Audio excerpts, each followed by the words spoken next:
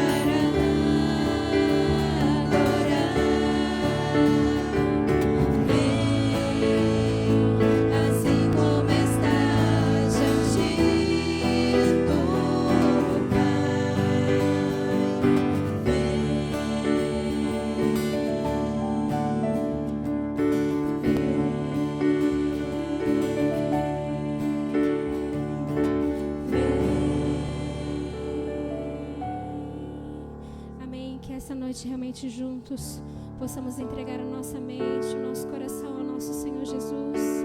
Que realmente essa noite, Senhor, possamos entregar, Senhor Jesus, tudo aquilo, Pai, que está nos incomodando, Senhor Jesus, tudo aquilo que tem tirado a nossa tranquilidade, a nossa paz, Senhor, que tem nos trazido ansiedade, angústia no nosso coração, Senhor Jesus. Entregue, Deus, entregue, Senhor, noite tudo isso que está te afligindo e deixa o Senhor trabalhar, porque Ele é o Deus maravilhoso, Ele é o Deus grandioso que trabalha nas nossas vidas, que trabalha no nosso coração. Então entregue essa noite tudo isso que tem te afligido, que tem te causado angústia, aflição, ansiedade, que tudo isso caia por terra em nome de Jesus, que nós cremos num Deus grandioso, um Deus maravilhoso, um Deus que faz tantas coisas maravilhosas por nós, pelas nossas vidas. E Pai, obrigada, Deus, por tudo. Então eu te peço, Deus, recebe o nosso louvor, recebe, Deus, a nossa adoração a Ti, Senhor Jesus. Amém. A igreja pode se sentar. Amém.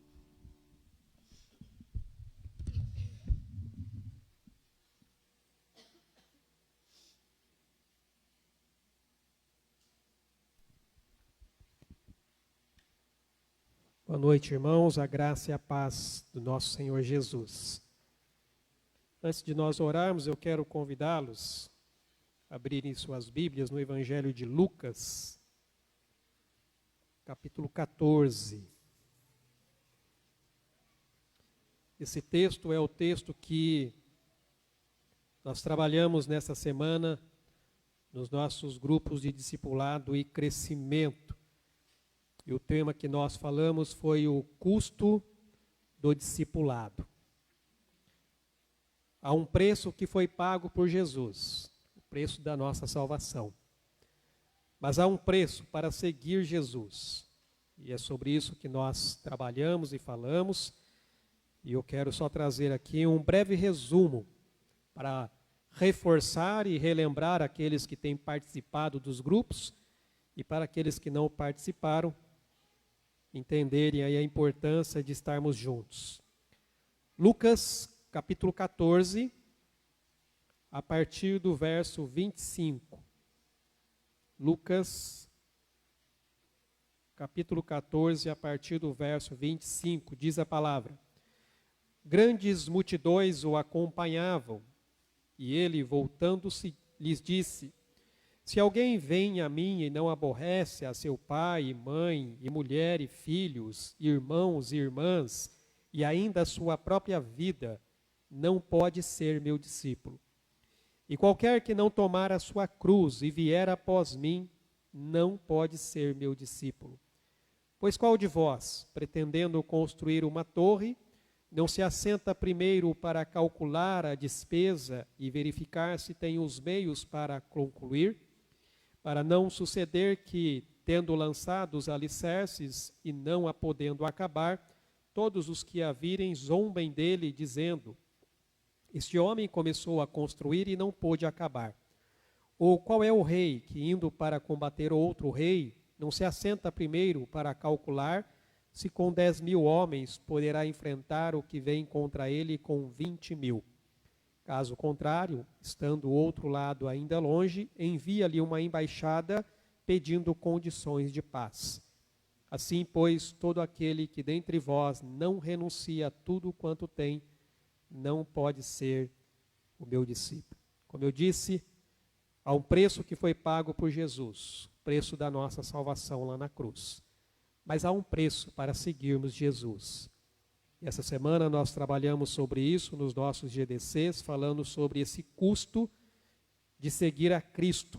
E nesse texto que nós lemos aqui, nós podemos notar e perceber que por 3 vezes Jesus faz referência a situações que, se não nos atentarmos, não poderemos ser seus discípulos. Eu coloquei aqui um breve resumo, eu compartilhei depois também com o pessoal do grupo, do que nós estamos trabalhando. Então, nós vimos ali a questão da visão do reino, ou seja, nós começarmos a ver as coisas do ponto de vista de Deus. Dentro dessa visão existe um custo que traz essa ideia justamente de perdas e ganhos.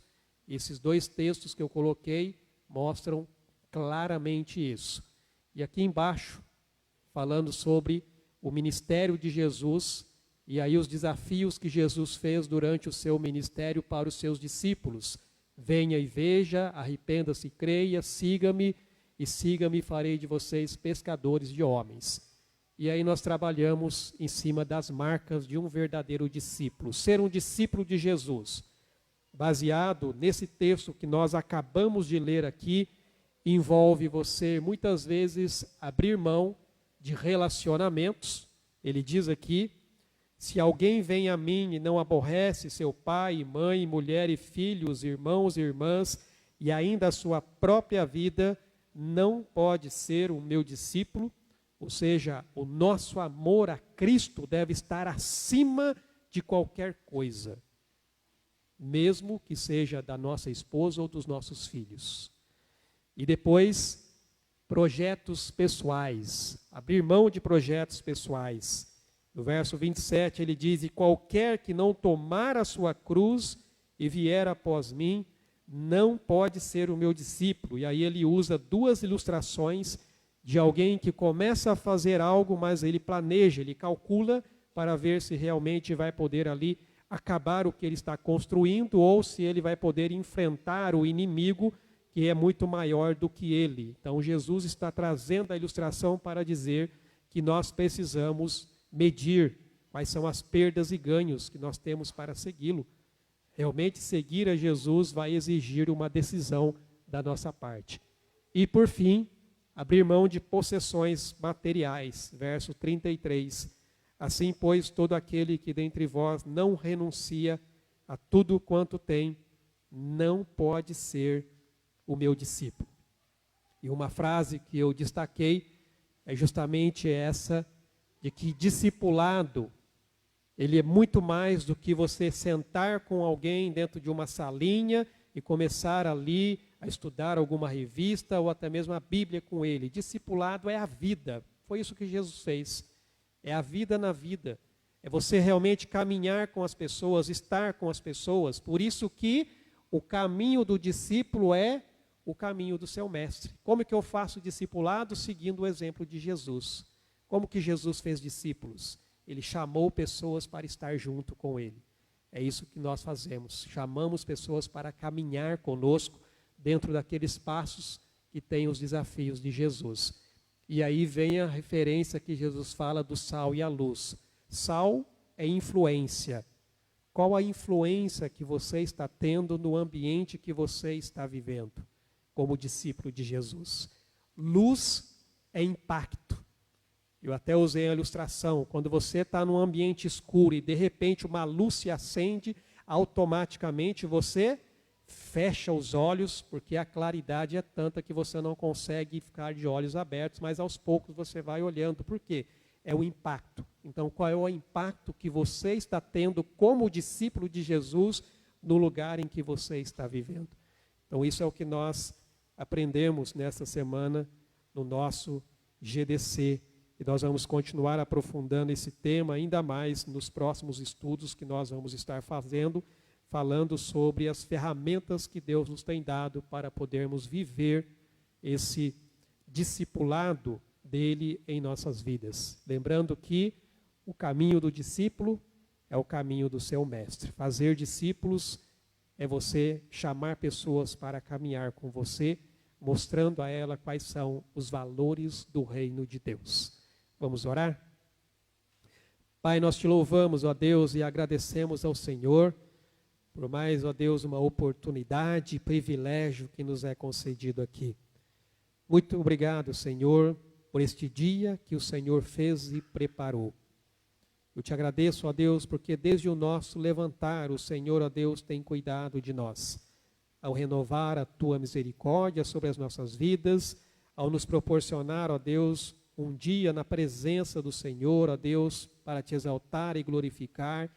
E nesse dia, ó Pai, que é dedicado, ó Pai, a estarmos reunidos no teu santo nome, ó Pai, como igreja, como família, como corpo de Cristo, para juntos, ó Deus, te adorarmos e exaltarmos, ó Deus, ao Senhor, por tudo aquilo que o Senhor é e por tudo aquilo que o Senhor tem feito, ó Pai, em nossas vidas e através de nossas vidas.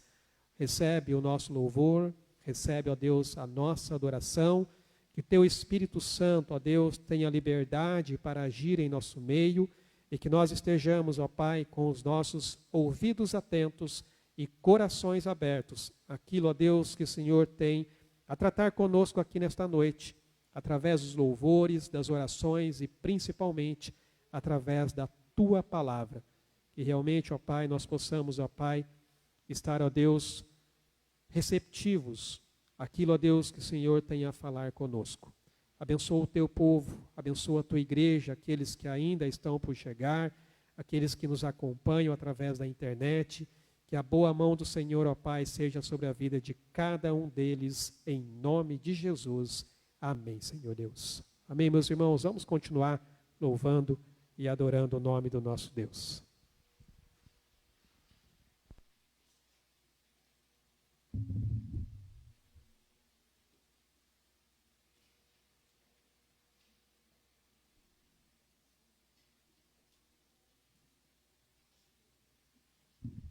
Pedir mais uma vez para os irmãos se colocarem em pé. E os irmãos agora também já têm a oportunidade de estar trazendo aqui na frente os seus dízimos e as suas ofertas. Essa música diz: por tudo que tens feito, por tudo que vai fazer, por tuas promessas e tudo que és, eu quero te agradecer com todo o meu ser.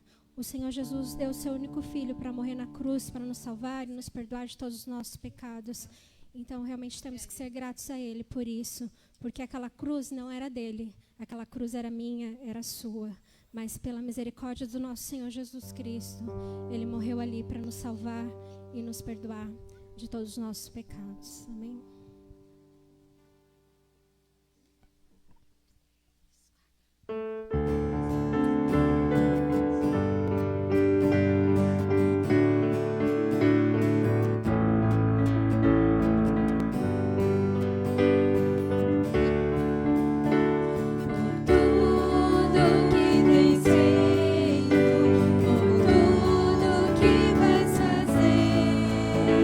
Por tuas promessas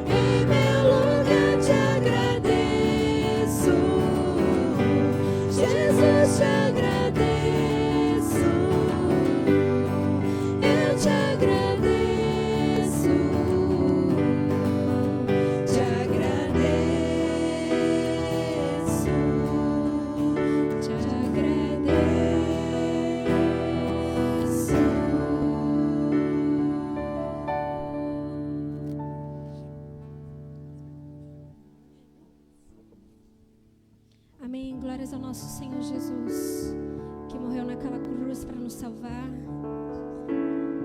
Foi pela graça que Ele fez isso por nós. Graça é o favor imerecido. Nós não éramos merecedores disso, mas Ele deu o Seu Filho para morrer ali naquela cruz, para nos salvar e nos perdoar de todos os nossos pecados.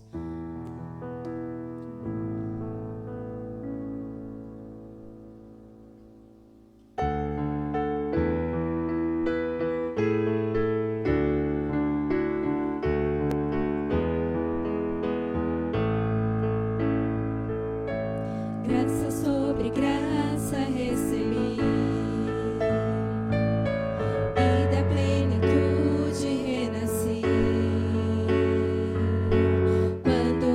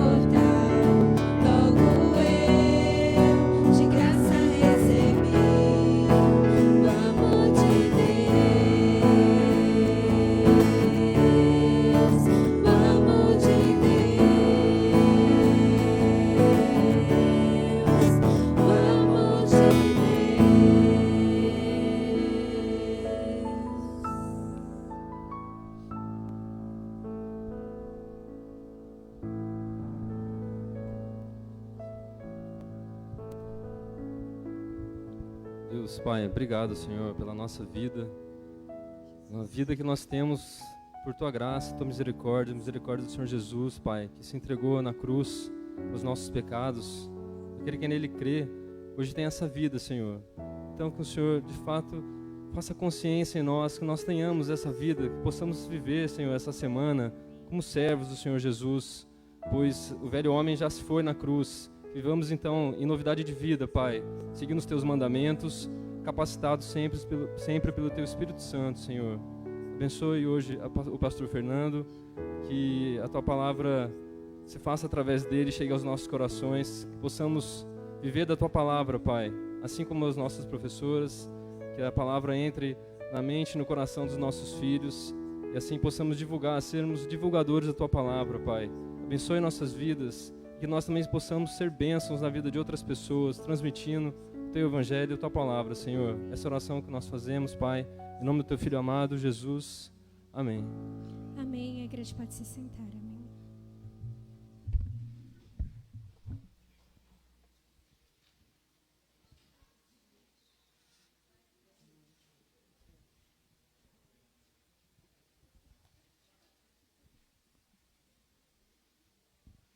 Amém, meus irmãos.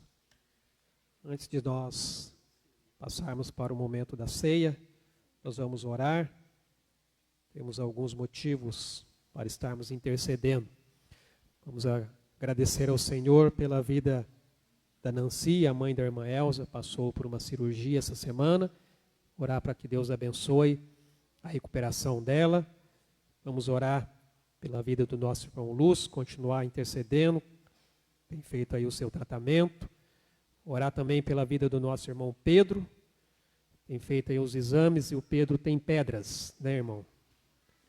Então vamos orar aí para que ele possa expelir aí essas pedras da melhor maneira possível. A gente sabe que não é fácil. Eu tive 2 crises renais bastante intercaladas e eu confesso que eu não quero mais ter nenhuma, que é realmente difícil expelir uma pedra.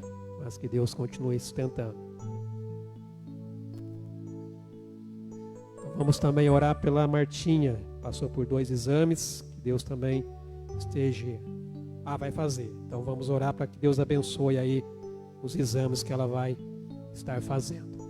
Se você tem mais algum pedido para colocar diante do Senhor, faça isso, coloque na presença de Deus, tendo essa plena certeza de que Ele, segundo o propósito, e a vontade dele está agindo e intervindo para que realmente o nome dele seja exaltado e glorificado. Vamos orar? Pai amado, nós te louvamos e agradecemos.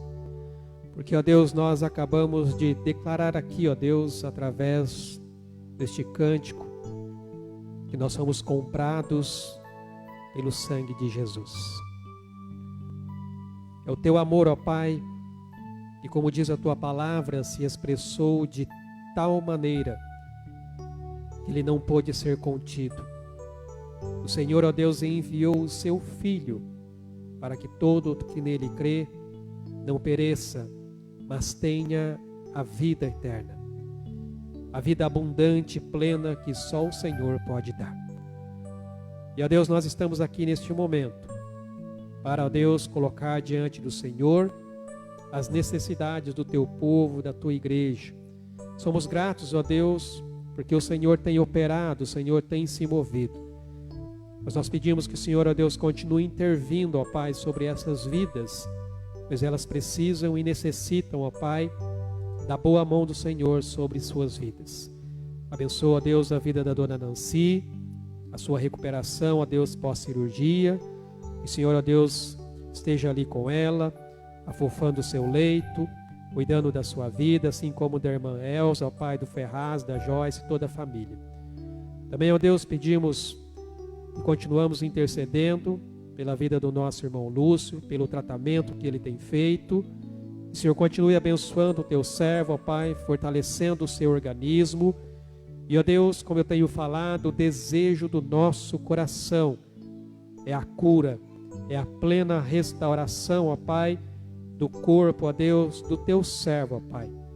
Que a boa mão do Senhor esteja sobre sua vida, que o teu Espírito Santo, ó Deus, opere com poder, ó Pai, restaurando, ó Deus, cada célula, ó Deus, em nome de Jesus. Que o Senhor use, ó Pai, todos os meios que está sendo usado, mas, ó Pai, nós cremos no poder do Senhor, ó Deus, para intervir, para agir e para manifestar, ó Deus, a tua glória sobre a vida do teu servo. Abençoe também, ó Deus, a vida da irmã Neuza, ó Pai. Fortalece a tua serva, ó Pai. Sustenta, ó Pai, em nome de Jesus. Também, ó Deus, colocamos diante de ti o teu servo, ó Pai, o irmão Pedro, homem zeloso, ó Pai, na tua casa e na tua obra. E também, ó Deus, tem passado por dificuldades. Pedimos que o Senhor esteja abençoando, ó Deus, para que ele possa, ó Pai, expelir essas pedras e que as dores sejam mínimas possíveis, ó Pai. Coloca a mão do Senhor, ó Pai, sobre a vida dele e abençoa em nome de Jesus. Oramos por estes exames, ó Pai, que a irmã Martinha estará fazendo, que o Senhor esteja conduzindo, ó Pai, e dando tranquilidade, ó Deus, à vida da tua serva, ó Pai, para descansar no Senhor, ó Deus.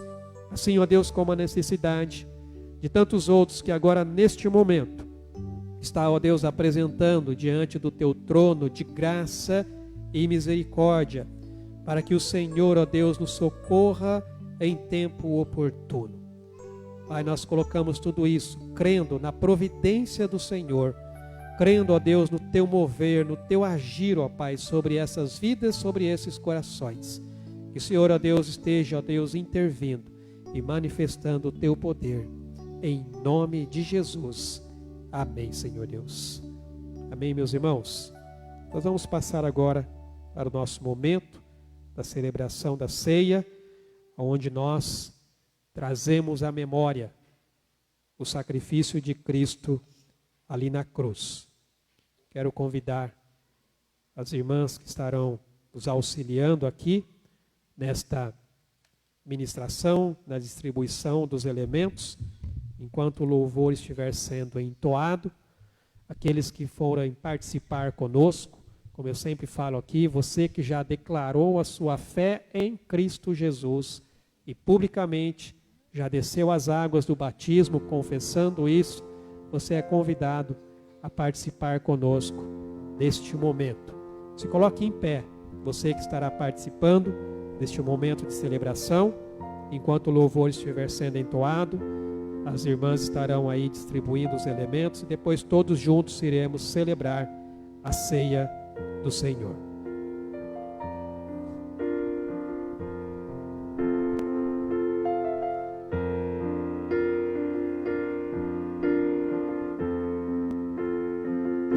Este é o meu respirar,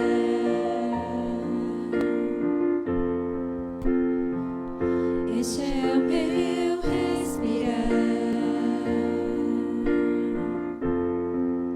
Teu Santo Espírito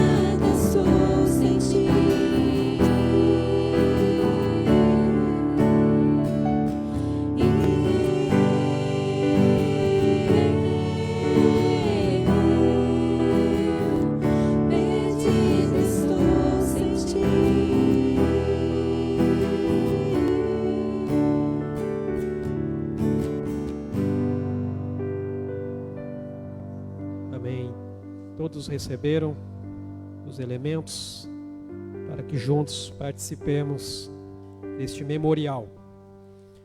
A palavra diz: porque eu recebi do Senhor o que também vos entreguei. E o Senhor Jesus, na noite em que foi traído, tomou o pão e, tendo dado graças, o partiu e disse: isto é o meu corpo, que é dado por vós. Fazei isto em memória de mim. Comamos, pois, o pão em memória da morte de Cristo.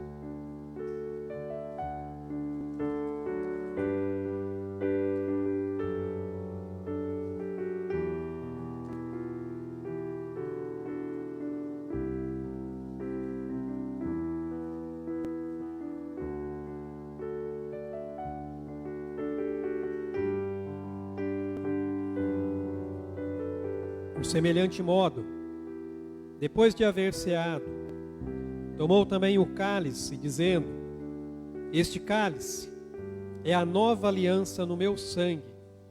Fazei isto todas as vezes que o beberdes em memória de mim.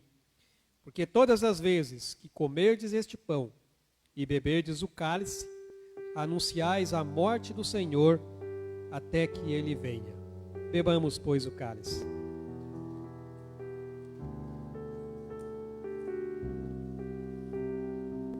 Ó Pai, nós te louvamos, Senhor, porque, ó Deus, o Senhor, na tua infinita graça e misericórdia, estendeu, ó Deus, a tua mão, ó Pai, sobre as nossas vidas, abrindo os nossos olhos para enxergar a verdade. A verdade, ó Deus, é de que nós somos pecadores. Mas o Senhor, ó Deus, pelo teu amor, nos resgatou. Pela tua graça, o Senhor nos salvou. O sangue que foi derramado naquela cruz nos concede hoje o livre acesso à tua presença. Nos concede hoje o perdão, ó Pai, dos nossos pecados. Em Cristo, ó Pai, nós somos justificados pela fé. E nós temos paz com o Senhor. E desfrutamos dessa paz em nossas vidas, por causa, ó Pai, deste sacrifício. Jesus, ó Pai, levou sobre si as nossas dores e enfermidades. E o castigo que nos traz a paz estava sobre ele. Por isso, ó Pai, nós te bendizemos e te louvamos por esta aliança, uma aliança que nós temos com o Senhor, através de Jesus. E que nós temos uns com os outros, como igreja, como família, como corpo de Cristo. Por isso nós te bendizemos e te louvamos, em nome de Jesus. Amém, Senhor Deus. Amém. Os irmãos podem se assentar.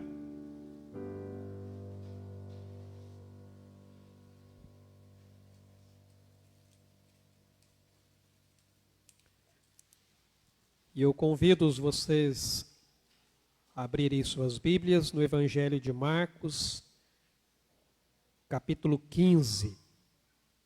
Vamos aqui retomar a nossa série de mensagens neste Evangelho, chegando praticamente aí ao final deste Evangelho.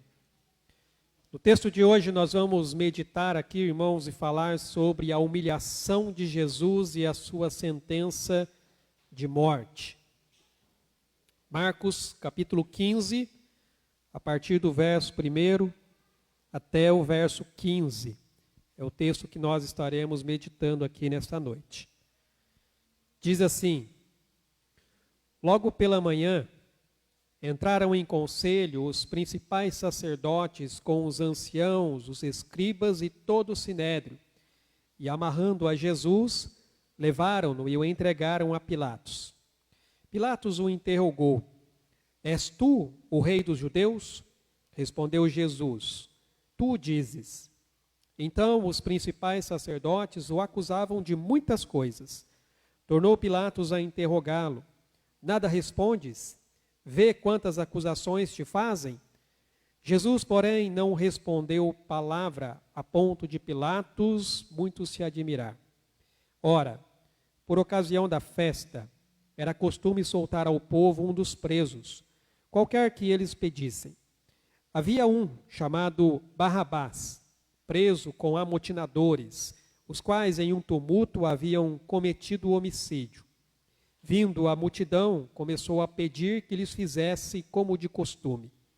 E Pilatos lhes respondeu, dizendo: quereis que eu vos solte o rei dos judeus?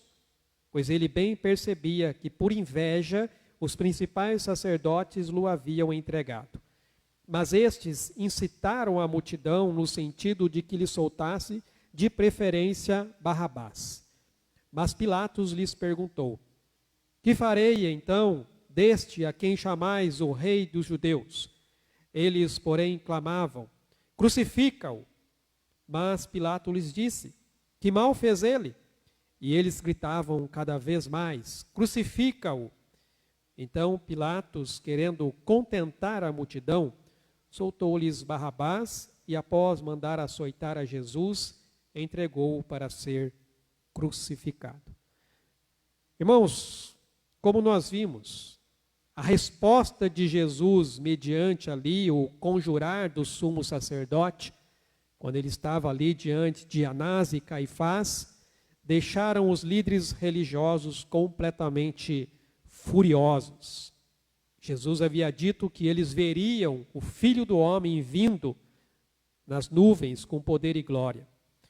E aí, mediante então a sua resposta ao sumo sacerdote, Jesus é imediatamente acusado de blasfêmia e condenado então como réu digno de morte. Se nós voltarmos aqui no capítulo 14, no versículo 63 e 64 diz: então o sumo sacerdote rasgou as suas vestes e disse: que mais necessidade temos de testemunhas?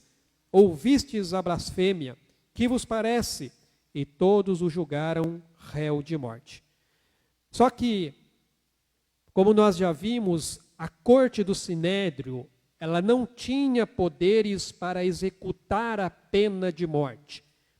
Ele tinha poder ali para julgar muitos casos, mas o de pena capital, ou seja, de pena de morte, precisava ser confirmado por um procurador romano. Agora, é claro que, na prática, muitas vezes eles conduziam pessoas à morte sem a autorização de um procurador romano. Se você for para o livro de Atos, no capítulo 7, quando Estevão é levado diante do Sinédrio e ele dá o seu testemunho de fé, o texto diz claramente que eles o levaram para fora e o apedrejaram até a morte. Mas geralmente eles necessitavam dessa autorização. O que nós percebemos é que muitas ações ocorreram na madrugada ali de quinta para sexta-feira. E esse capítulo 15 aqui, ele nos mostra todos os eventos que ocorreram exatamente na sexta-feira. E no contexto aqui da narrativa da vida de Jesus, esse trecho ele conta exatamente como Jesus foi levado ali perante Pilatos, que era o governador romano, pelos líderes ali religiosos que, como vimos, desejavam ali a condenação e a morte de Jesus. O que nós percebemos aqui, irmãos, é que essa história ressalta as sutilezas da natureza humana, os conflitos morais e também essa manipulação política e religiosa para fins inescrupulosos. Agitados ali por causa da aproximação da Páscoa e com essa pressa para acabar com um prisioneiro que lhes enchia ali de temor, as autoridades então não queriam perder tempo. Eles conduziram Jesus ali perante Pilatos para mais um julgamento. E o que nós devemos nos atentar nesta narrativa, irmãos, é que o fato de que está registrado que é por causa dos nossos pecados que Jesus Cristo, o Filho de Deus, ele foi crucificado e pendurado numa cruz. Isso nós não podemos deixar de nos atentar.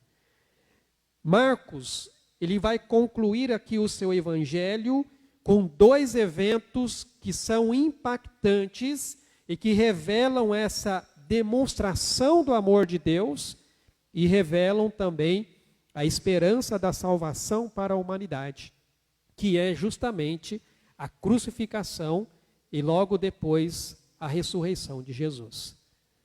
A crucificação de Jesus foi o momento mais intenso na história da redenção. Ela representa o clímax do plano de Deus para salvar a humanidade.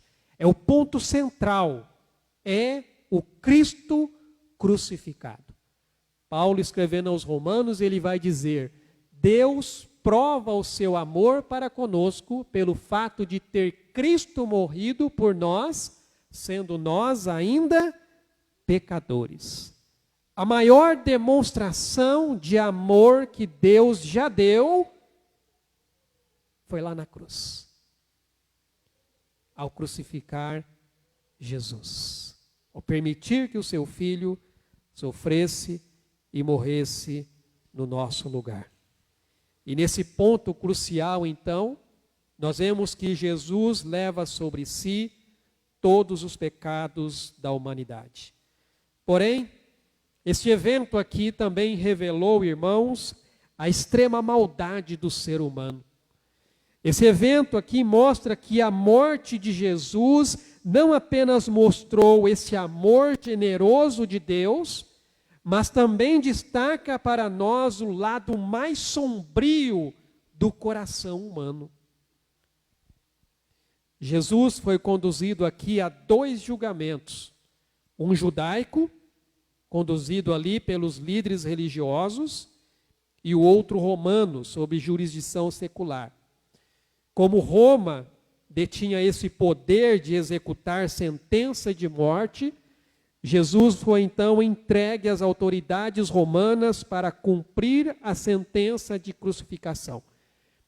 E apesar do quartel-general de Pilatos ficar, na verdade, na cidade ali de Cesareia Marítima, que era um ponto ali um pouco mais acima de Jerusalém, mais próximo ali da Galileia, Pilatos estava em Jerusalém por causa da celebração da Páscoa.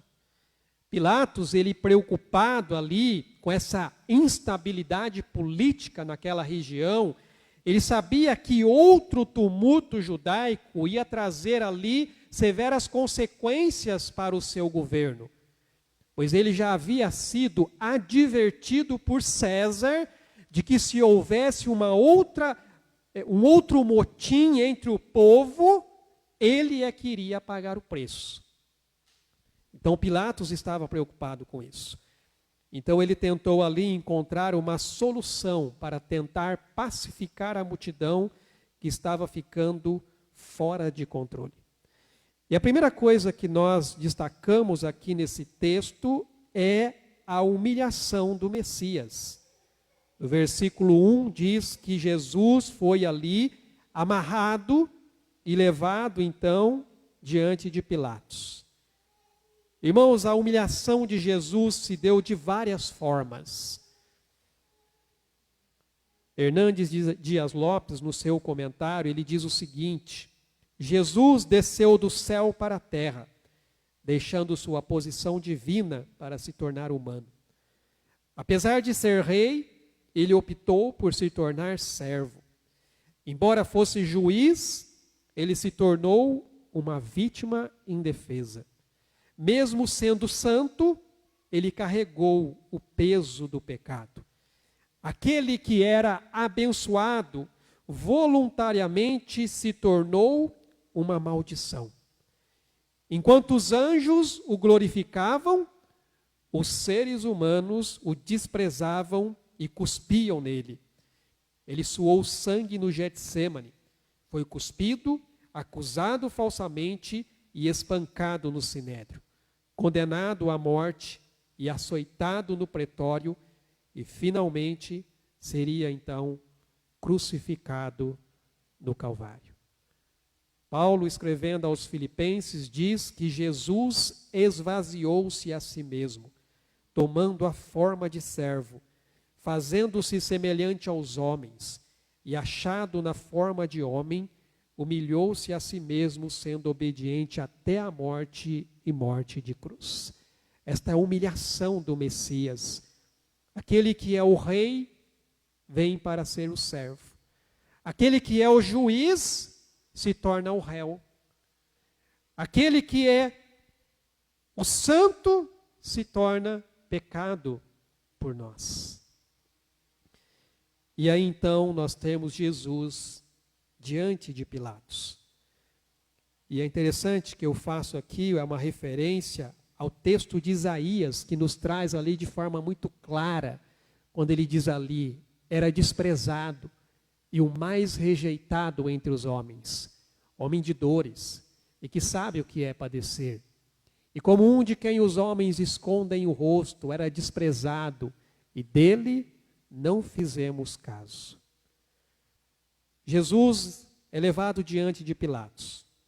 Como eu disse, o Sinédrio sabia que eles precisavam da permissão de Roma para aprovar legalmente a sentença de execução para Jesus. Em algum momento, irmãos, um pouco depois de amanhecer, lembre-se, Jesus foi na madrugada levado ali à casa de Caifás e depois diante de Anás. E ali então ele foi julgado naquela madrugada. E depois ele permaneceu preso até que o dia amanhecesse. E aí quando o dia amanheceu, eles o levaram então para Pilatos. Jesus foi entregue ao tribunal de Pilatos, um lugar chamado ali Praetório, que era o pretório. Eu coloquei aqui um slide, eu acho que está no próximo, para os irmãos terem uma ideia dos passos de Jesus nesse momento. Aqui está a casa de Caifás. E lá em cima seria o lugar onde Pôncio Pilatos estaria, que era um local chamado Torre Antônia, que foi construído do lado do templo ali, para eles poderem ali ficarem mais próximos. Irmãos, a distância aproximada da casa de Caifás até essa fortaleza Antônia é de mais ou menos 1 quilômetro. Agora você imagina, depois de uma noite preso, espancado, maltratado, Jesus ainda teve que caminhar por aproximadamente 1 quilômetro. Marcos ainda não entra nos detalhes, mas João vai dizer que Pilatos, sabendo que Herodes também estava em Jerusalém por conta da Páscoa, ele faz o quê? Ele manda Jesus para Herodes, que era lá no palácio de Herodes, aproximadamente a 500 metros ali de distância ali da Torre Antônia. Então vai Jesus andar mais 500 metros diante de Herodes, depois volta de novo para Pilatos. Mas nós vemos aqui, irmãos, que esse pretório, né, que era localizado ali no Forte Antônia, ao norte do templo, essa crucificação, irmãos, era a pena cuja intenção era ser o método de execução mais humilhante e horrendo que se tinha naquela época. Os romanos reservavam a crucificação para os seus piores criminosos. Era uma forma de execução que provocava uma morte lenta. Era uma forma de execução que provocava uma morte sangrenta. Era literalmente um espetáculo público, extremamente doloroso e que normalmente acabava com uma morte horrível por asfixia ou por choque. Só para os irmãos terem uma ideia, a crucificação, ela não foi implantada pelos romanos, tá? Na verdade, a questão aqui, eu estava puxando alguns dados históricos, em muitos casos a morte do executado, ela só ocorria dias depois dele ser colocado na cruz, diante do olhar das pessoas que passavam por ali. E o corpo passava ali por um misto de sufocamento, porque a forma como eles eram pregados. Era colocado ali nos pés uma tábua para que eles pudessem se apoiar. Porque o que acontece? Ele ficava ali e o corpo cedia. Só que quando o corpo cedia, ele não conseguia respirar. Então ele tinha que forçar de novo para cima para continuar respirando. Então você imagina a agonia que a pessoa passava, tendo suas mãos furadas, na verdade os pulsos furados, os pés furados e fazendo aquele esforço toda hora para poder ficar vivo o maior tempo possível. Tinha muita perda de sangue, desidratação, falência de diversos órgãos, além de muitos outros problemas. Esse castigo de crucificação se originou, na verdade, com os assírios e também ali com os babilônios. E depois foi usado também pelos persas. Só que os persas não utilizavam uma cruz, eles pegavam uma estaca, literalmente. Eles colocavam a pessoa ali presa numa estaca. Mas era a morte mais terrível que se tinha, irmãos. O pior tipo de morte que alguém poderia morrer naquela época. E pelo fato de durar muito tempo, a pessoa sofria bastante. É por isso que, depois que houve aquela escuridão, aquele terremoto, o comandante vai pedir para que se quebre as pernas dos prisioneiros. Para quê? Para que eles não façam mais nenhum esforço, eles já morram logo ali na hora. Quebra a perna, porque eles vão baixar, não vai conseguir respirar e vai morrer. É isso que eles fizeram ali. Jesus, levado diante de Pilatos, porém, não disse nada. Diante da acusação, nós vemos o silêncio de Jesus. Claramente ali, os membros do Sinédrio, eles não queriam Pilatos para atuar como juiz, porque nós sabemos que eles já haviam determinado e estavam determinados a levar Jesus à morte. Então eles queriam usar Pilatos, na verdade, como um carrasco. Apenas alguém que cumprisse com a determinação que eles já tinham feito. Eles já haviam declarado Jesus culpado. Precisavam do governador apenas para aprovar e exigir, então, a pena de morte. Talvez até para evitar ali represálias do povo.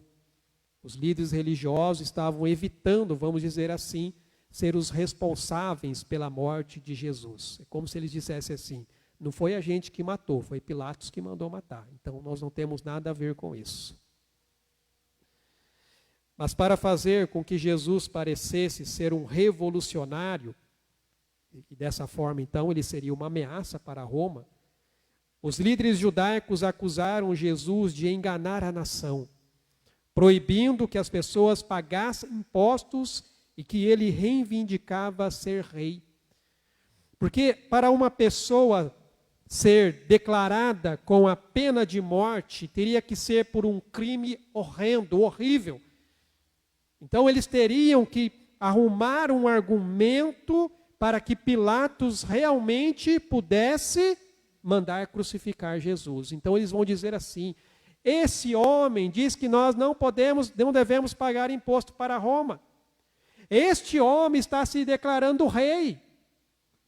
O evangelista Lucas, ele fala sobre isso, escrevendo sobre essa situação.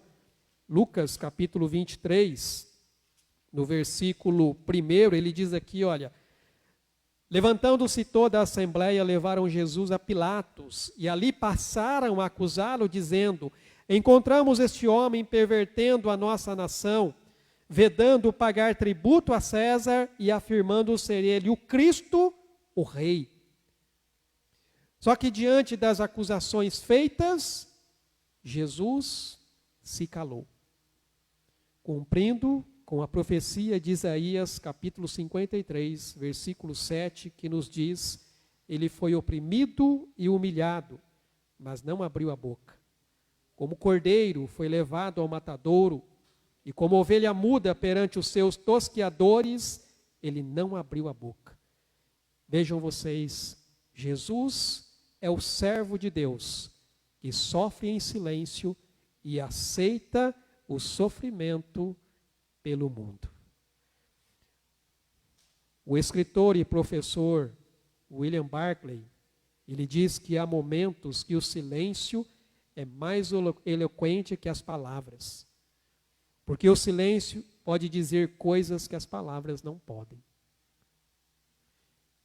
O silêncio, irmãos, se transformou em condenação dos acusadores de Jesus. E era prova da identidade de Jesus como Messias. Pedro, escrevendo a sua carta, 1 Pedro, capítulo 2, versos 22 e 23, diz assim: o qual não cometeu pecado, nem dolo algum se achou em sua boca. Pois ele, quando ultrajado, não revidava com ultraje. Quando maltratado, não fazia ameaças, mas entregava-se àquele que julga retamente, carregando ele mesmo em seu corpo sobre o madeiro os nossos pecados, para que nós, mortos para os pecados, vivamos para a justiça, por suas chagas fostes sarados. Jesus, diante de Pilatos, foi questionado: tu és o rei dos judeus? Marcos não entra em detalhes, mas quando Jesus é questionado sobre o seu reinado, Jesus destaca a natureza única do seu reino, que é fundamentado no amor e na justiça divina, em contraste com as formas de governo terrenas que são baseadas no poder e na opressão. Quando Jesus está ali, diante de Pilatos, João, no seu evangelho, nos traz esse detalhe. Capítulo 18, versículo 33, diz: tornou Pilatos a entrar no pretório, chamou Jesus e perguntou-lhe: és tu o rei dos judeus? Respondeu Jesus: vem de ti mesmo esta pergunta, ou te disseram outros a meu respeito? Replicou-lhe Pilatos: porventura sou judeu? A tua própria gente, os principais sacerdotes, é que te entregaram a mim. Que foi que fizestes? Respondeu Jesus: o meu reino não é deste mundo.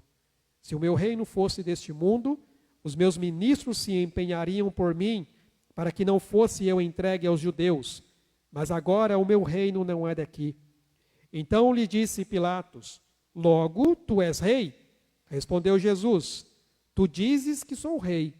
Eu para isso nasci e para isso vim ao mundo, a fim de dar testemunho da verdade. Todo aquele que é da verdade, ouve a minha voz. E perguntou-lhe Pilatos: que é a verdade? Então vejam que Jesus mostra diante de Pilatos: eu sou o rei, mas não da maneira como você está pensando, porque o meu reino não é daqui. Se o meu reino fosse daqui, os meus discípulos lutariam por isso. Mas o meu reino é muito maior do que isso.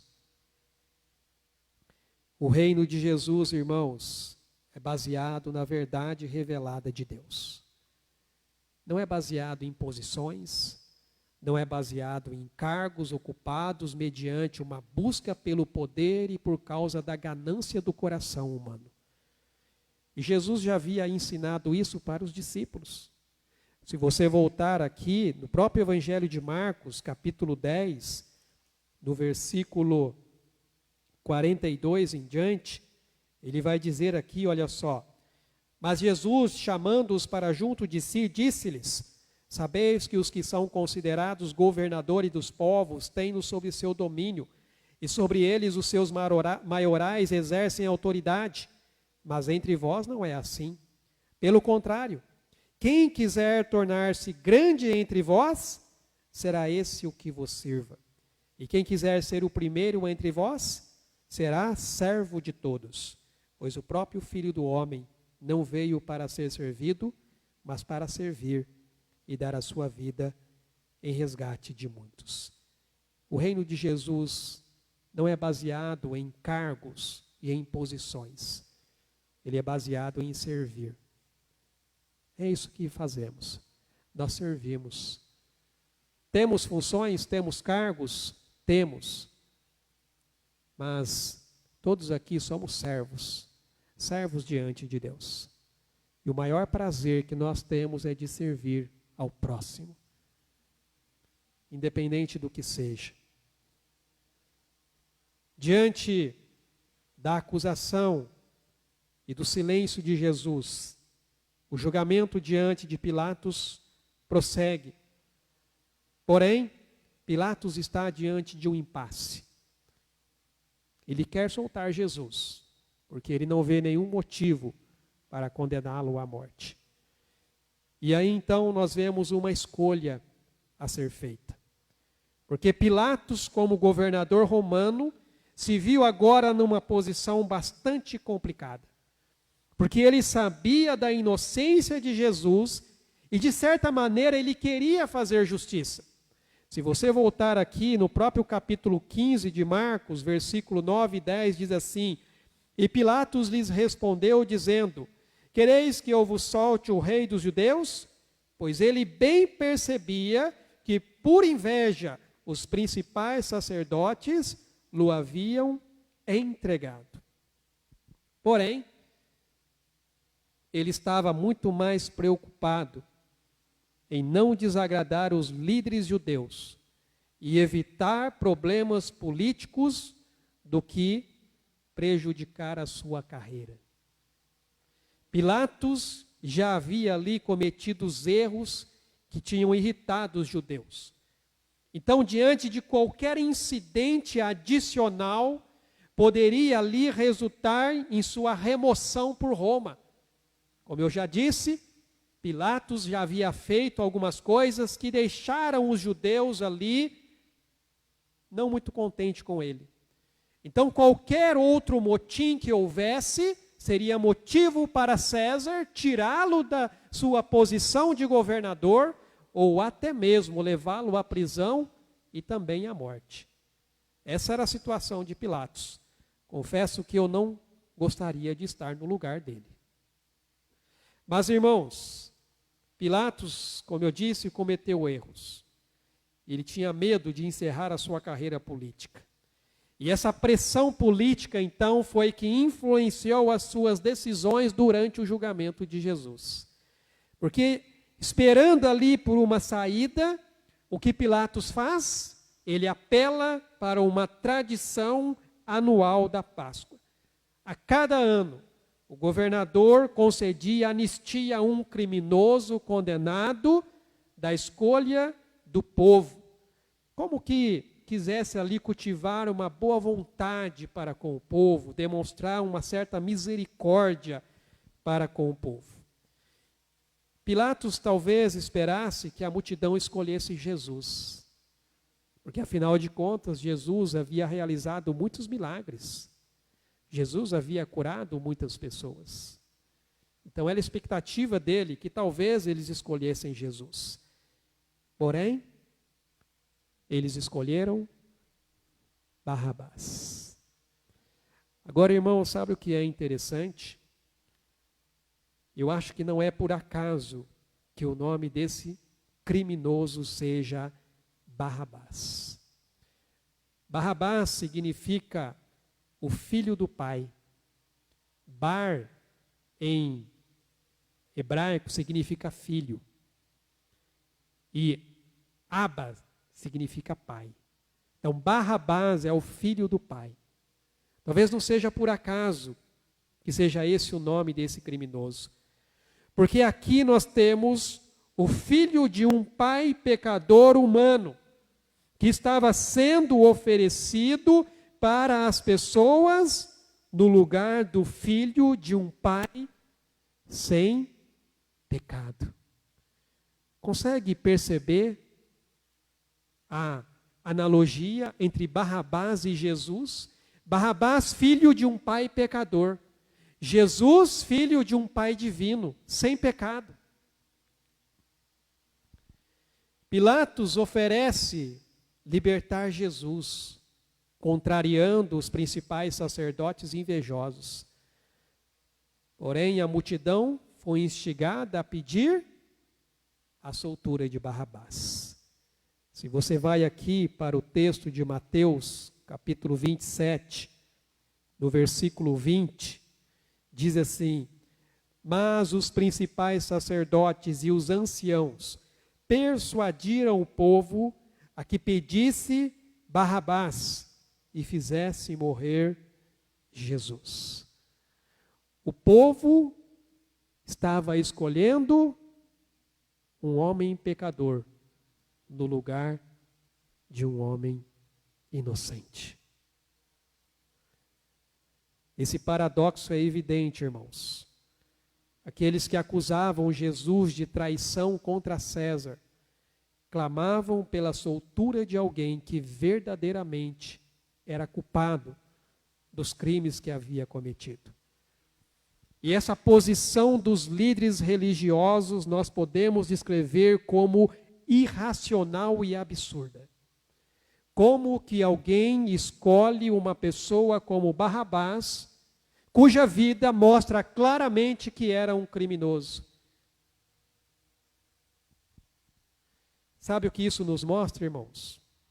Como o pecado distorce o julgamento humano e nos conduz a escolhas contraditórias e prejudiciais. Quando uma pessoa ela está cega no seu pecado, ela não consegue enxergar a verdade. O texto, eu acho que está no próximo ou anterior, está em Provérbios, capítulo 4, verso 19. Diz, o caminho dos perversos é como a escuridão. Nem sabe eles em que tropeçam. Assim é aquele que está no pecado, ele não consegue ver a verdade. O pecado distorce o julgamento das pessoas. E esses homens estavam com suas mentes totalmente anuviadas por causa do pecado. O pecado nos deixa cegos para a verdade de Deus e a revelação da sua palavra.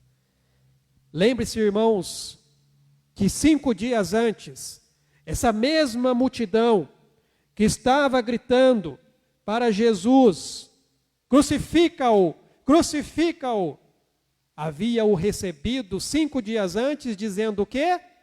Bendito é aquele que vem em nome do Senhor. A mesma multidão que aclamou Jesus como Messias, agora estava pedindo a sua crucificação.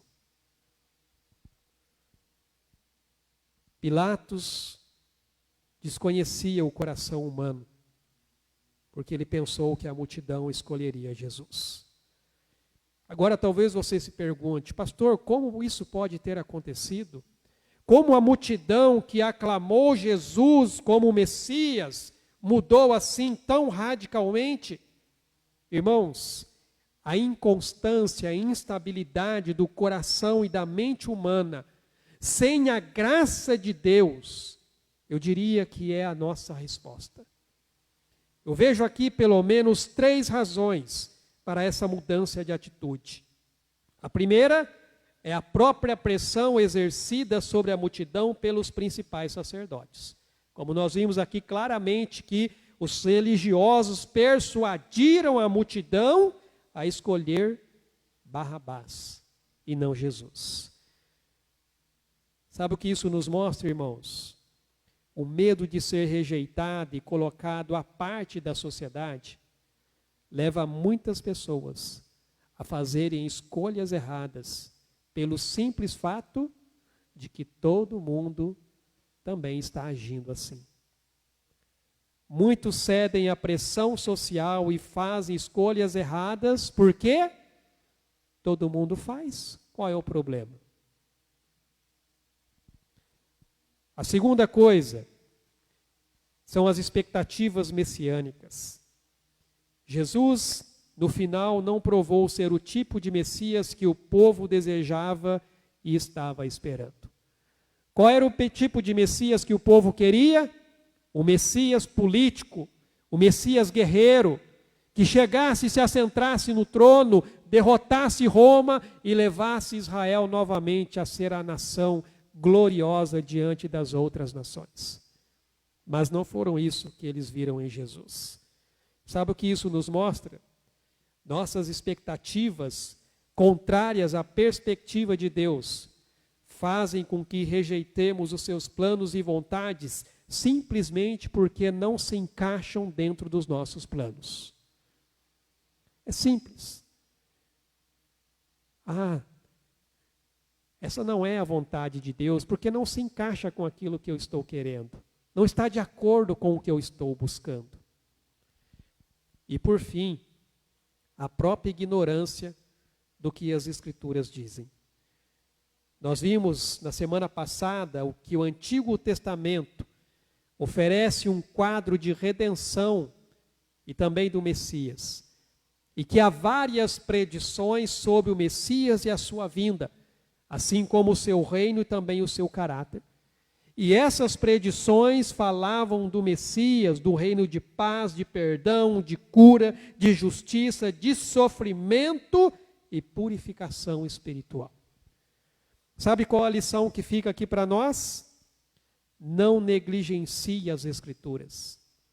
Não negligencie o estudo da Bíblia, não despreze o privilégio e a oportunidade de guardar no coração as verdades preciosas da palavra de Deus, porque é a palavra de Deus, é a verdade de Deus revelada para nós.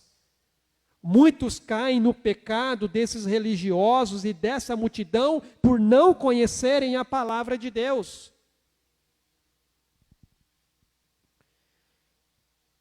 Mas era necessária uma tomada de decisão.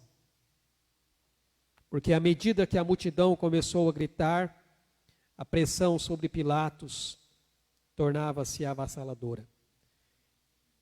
E usando então de um costume judaico, Pilatos simplesmente lava suas mãos e se declara inocente da morte de Jesus.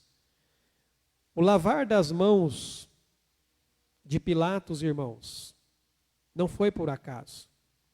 Se você vai aqui para Deuteronômio, capítulo 21, versículo 1 até o 9, diz assim: quando na terra que te der o Senhor teu Deus para possuí-la, se achar alguém morto, caído no campo, sem que se saiba quem o matou, sairão os teus anciãos e os teus juízes e medirão a distância até as cidades que estiverem em redor do morto.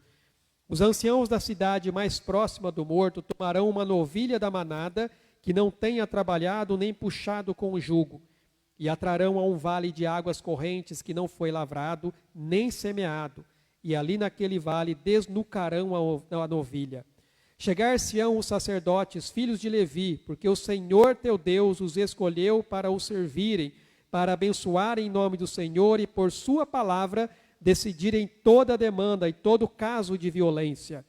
Todos os anciãos dessa cidade mais próximos do morto lavarão as mãos sobre a novilha desnucada no vale e dirão: as nossas mãos não derramaram este sangue e os nossos olhos não viram derramar-se.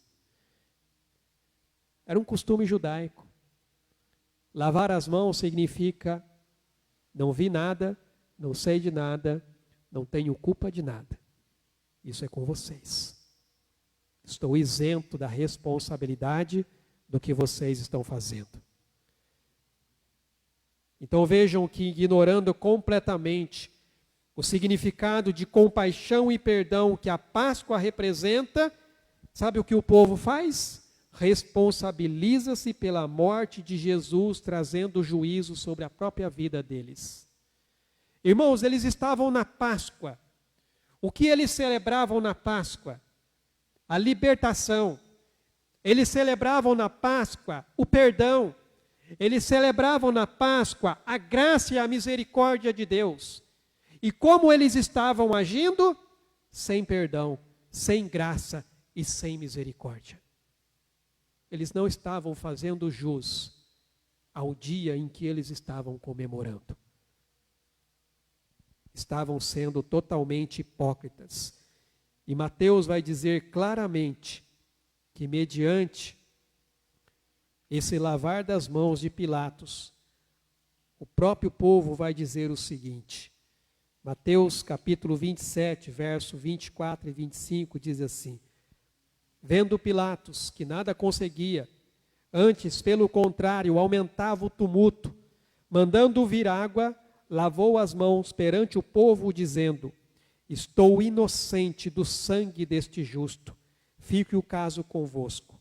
E o povo respondeu: caia sobre nós o seu sangue e sobre nossos filhos. Eles preferiram o juízo de Deus do que a misericórdia divina. Isso é um contraste chocante, irmãos, entre o propósito original da celebração da Páscoa, perdão e graça, e as ações cruéis e intolerantes das pessoas naquele momento. Com uma sentença final, Pilatos condena Jesus a uma forma cruel de execução. Irmãos, embora parecesse como se Cristo estivesse indo a julgamento perante Pilatos, na verdade, era o Pilatos que estava indo a julgamento perante o Filho de Deus. Porque mesmo ele não tendo consciência espiritual, Pilatos articulou a pergunta que todo ser humano precisa responder: o que eu devo fazer com aquele a quem vocês chamam o Rei dos Judeus? Esta pergunta todos nós devemos responder. O que eu devo fazer com Jesus? O destino de cada pessoa é determinado pelo que ela faz com Jesus, o Rei dos Reis. Porque aqueles que o rejeitam vão enfrentar julgamento eterno. Mas aqueles que o reconhecem como Senhor e Salvador serão resgatados da ira divina e vão receber a graça de Deus. Conforme nos diz o Evangelho de João. Eu não sei se eu coloquei no slide, está no próximo ou no anterior. Isso. Por isso, quem crê no Filho tem a vida eterna. O que todavia se mantém rebelde contra o Filho não verá a vida, mas sobre ele permanece a ira de Deus. A pergunta que Pilatos fez para o povo é a pergunta que todos nós devemos responder. O que eu devo fazer com o Rei dos Judeus? O que eu devo fazer com Jesus? O que você vai responder? Você vai estar do lado da multidão, gritando: crucifica-o, crucifica-o? Essa é a pergunta que todos devem responder. Mas finalmente a sentença ela é decretada. Confrontada com a escolha entre Jesus e Barrabás, escolheram Barrabás. O clamor da multidão surpreendeu Pilatos e o deixou atemorizado diante daquilo que lhe poderia acontecer. Novamente, o evangelista João nos traz mais detalhes sobre esse julgamento. Capítulo 19 de João, versículos 7 e 8 diz assim: responderam-lhe os judeus: temos uma lei, e de conformidade com a lei ele deve morrer, porque assim mesmo se fez filho de Deus. Pilatos, ouvindo tal declaração, ainda mais atemorizado ficou. E depois lá no versículo 12 diz assim: a partir deste momento, Pilatos procurava soltá-lo, mas os judeus clamavam: se soltas a estes, não és amigo de César. Todo aquele que se faz rei é contra César. O que eles estavam dizendo? Se você soltar Jesus, nós vamos até César dizer que você está indo contra ele.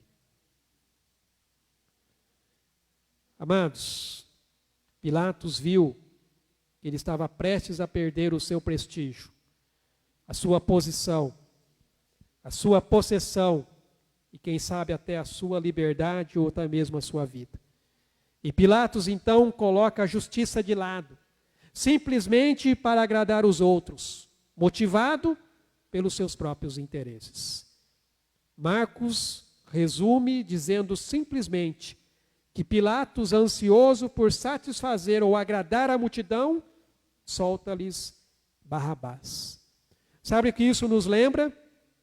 Que muitas vezes também somos tentados a ignorar as regras ou normas éticas em favor de satisfazer os nossos próprios interesses. em favor de satisfazer os nossos próprios desejos. Pode ser que quando desejamos agir sem restrições, sem considerar as consequências para nós ou para os outros, nós podemos aqui incluir situações em que nós optamos, por exemplo, ignorar as leis ou normas sociais. Talvez desrespeitar as leis de trânsito, afinal de contas, todo mundo faz isso.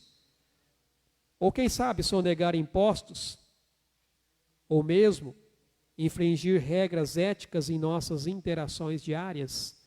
Quantas vezes nós deixamos de agir corretamente com medo do que os outros vão pensar a respeito de nós? O que os outros vão dizer? Com medo de perder uma posição, talvez de perder algo que você acha que precisa disso. Quantas vezes Pilatos, com medo, ele preferiu fazer dessa maneira. E isso é um lembrete para refletirmos sobre nossas escolhas e nos comprometermos com valores que vão promover a justiça e o reino de Deus, como discípulos de Jesus que nós somos. E não de ceder à tentação de buscar apenas aquilo que nos agrada. Barrabás e Jesus representam isso. Dois modos de viver bem distintos. Ou você vive como Jesus, suportando todas as consequências, independente de qual seja, ou você vai ser como Barrabás, um criminoso, que faz tudo para agradar os outros, assim como Pilatos. Todos esses eventos, irmãos, que precederam a crucificação de Jesus, destaca para nós escolhas feitas pelas autoridades políticas, religiosas e também pelo povo. E nós vimos aqui a manipulação política e religiosa, falta de compaixão e justiça, pressão social sobre a multidão que clamou pela libertação de Barrabás ao invés de Jesus. A história da condenação de Jesus ressalta para nós o quão pecador nós somos e as influências que levam a nos fazer escolhas erradas. No entanto, nós vemos que apesar da injustiça e sofrimento que Jesus enfrentou, o que ele fez? Ele aceitou o seu destino em silêncio, como parte do plano de Deus para a sua vida. Ele não reclamou, ele não murmurou, ele simplesmente aceitou. Somos desafiados, irmãos, a refletir sobre nossas próprias escolhas, a resistir à pressão social, contrárias aos princípios do amor, da justiça e da verdade. Devemos fazer como Jesus, buscar a verdade e seguir o seu caminho. Um caminho que vai levar à vida e à redenção, e não o caminho do mundo, que resulta em destruição. Algumas pessoas, talvez olhando para Pilatos na situação em que ele estava, vão tentar inocentá-lo, vão tentar dizer que ele fez todo esforço para poder libertar Jesus. Mas, irmãos, Pilatos fez tudo quanto pôde para tentar convencer a multidão a livrar Jesus da morte. Mas ele não fez a única coisa certa que era para fazer, que era crer em Jesus. Essa era a única coisa que ele tinha de fazer. Mas por que ele não fez? Porque esta decisão selava a sua morte com a morte de Cristo. E isso serve também para nós. Muitas vezes nós fazemos como Pilatos. Queremos nos isentar das responsabilidades. Pilatos queria uma decisão que agradasse a todos. Se tornou refém da ditadura do politicamente correto. Vou fazer aquilo que o povo está pedindo. Se é isso que eles querem. E, amados, o politicamente correto é uma fuga para não encarar as verdades dos fatos. Os cristãos precisam estar conscientes da importância de agradar a Deus e não aos homens. Nós sabemos que a morte de Cristo já estava definida na eternidade. E talvez com isso nós podemos querer nos isentar da culpa da crucificação de Jesus. Mas, amados, assim como Pilatos, muitos são os que lavam as mãos e preferem transferir a sua responsabilidade pelo pecado, as circunstâncias, a pressão, seja ela política, social ou religiosa. Ninguém assume a culpa. Eu faço isso porque sempre tem um porém. Sempre tem uma transferência de responsabilidade. Mas a grande verdade é que a culpa é nossa. O pecado é nosso. E nós temos que assumir isso diante de Deus. Todos nós, um dia vamos dar contas diante de Deus das escolhas que nós fazemos nessa vida. Paulo, escrevendo a sua carta aos Coríntios, ele diz: importa que todos nós compareçamos perante o tribunal de Cristo, para que cada um receba segundo o bem ou o mal que tiver feito por meio do corpo. Portanto, você precisa decidir. Você vai continuar cedendo à pressão e ao seu pecado? Ou você vai preferir escolher Jesus e arcar com as consequências desta escolha, mesmo sabendo que isso pode te levar para a morte? Qual é a sua escolha? Você vai fazer como os religiosos? Você vai fazer como a multidão? Você vai fazer como Pilatos? Ou você vai fazer como Jesus fez? Eu escolho obedecer ao meu Pai, mesmo que isso acarrete sofrimento na minha vida, e mesmo que isso me leve para o caminho da morte. Que nós realmente, irmãos, possamos assumir as nossas responsabilidades diante dos nossos pecados, não transferindo a responsabilidade e fazendo a escolha certa que precisa ser feita. Talvez lá no seu trabalho você passe por situações em que você vai ter que fazer uma escolha entre fazer o que é politicamente correto ou fazer aquilo que é certamente o correto. Qual é a sua escolha?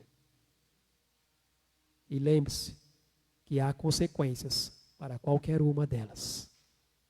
Que possamos fazer as escolhas que Deus quer que nós façamos e agradar a Deus e não aos homens. Vamos orar? Pai eterno, te louvamos, Senhor, por esta noite e este tempo que passamos aqui. Te agradecemos mais uma vez pela tua palavra, a revelação da tua vontade para as nossas vidas. Palavra, ó Deus, que vem de encontro ao nosso coração. Ela nos ensina, ela nos repreende, ela nos corrige e ela nos instrui. E, ó Deus, muitas vezes nós passamos por situações neste mundo em que a todo instante estamos sofrendo pressão para que possamos fazer escolhas. Mas as escolhas que devemos fazer, elas devem refletir o caráter de alguém que, ó Deus, como seu Filho Jesus, é santo, é puro, é justo. Não alguém que cede à pressão simplesmente porque todo mundo está fazendo. Não alguém que cede à pressão simplesmente para tentar agradar.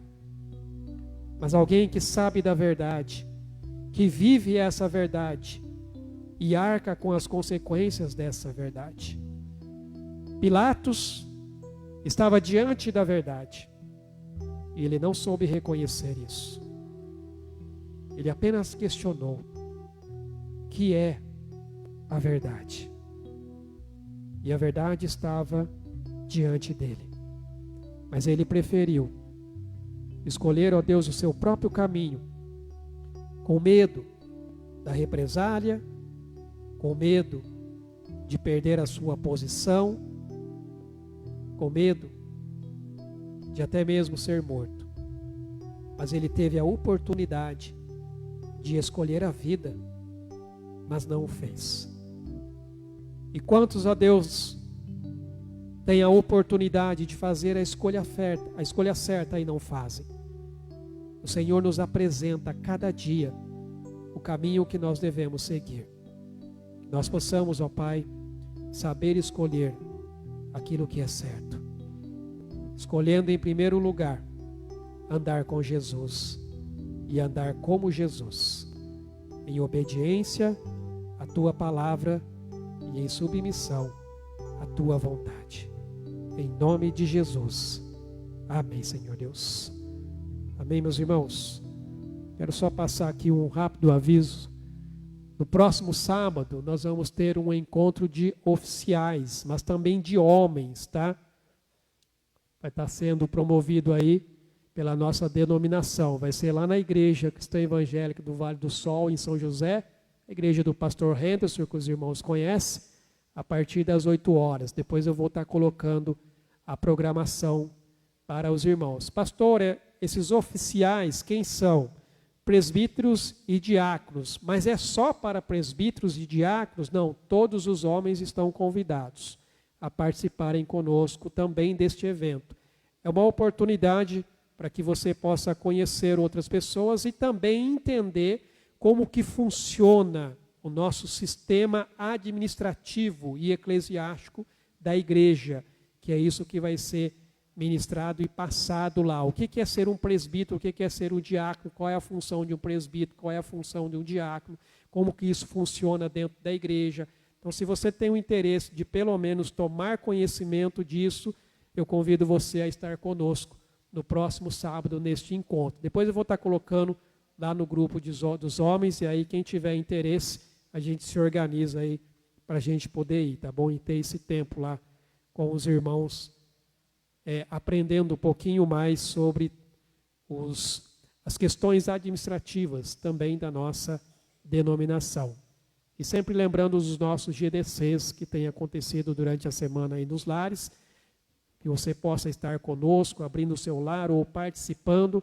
A gente está aprofundando ainda mais o nosso aprendizado, vendo ali quais são as exigências que Jesus faz para aqueles que querem ser seus discípulos e quais as ferramentas que Ele nos dá para a gente fazer essa caminhada de discipulado com Ele. Tá bom? Vamos nos colocar em pé, vamos orar e agradecer a Deus por esse tempo que nós passamos aqui.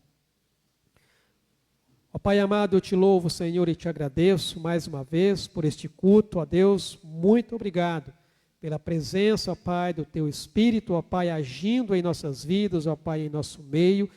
Te agradecemos, ó Deus, por esse tempo tão precioso que nós temos, ó Pai, de poder estar juntos aqui, celebrando e louvando o Teu santo nome, principalmente ouvindo, ó Deus, a Tua palavra falar, ó Pai, ao nosso coração. Que o Senhor nos abençoe e nos conceda, ó Pai, uma semana debaixo da direção e da unção do Teu Espírito Santo, ó Pai, sendo guiados e conduzidos, ó Deus, segundo o Teu querer e a Tua vontade. E que a graça do nosso Senhor Jesus Cristo, o amor de Deus, o nosso Pai, e as ricas consolações e a comunhão do Teu Espírito Santo, seja com o Teu povo que se reúne neste local e em toda a face da terra, até aquele grande dia, o dia em que nós estaremos para sempre com o Senhor. Em nome de Jesus. Amém, Senhor Deus. Deus abençoe, amados. Tenham uma semana na presença do Senhor.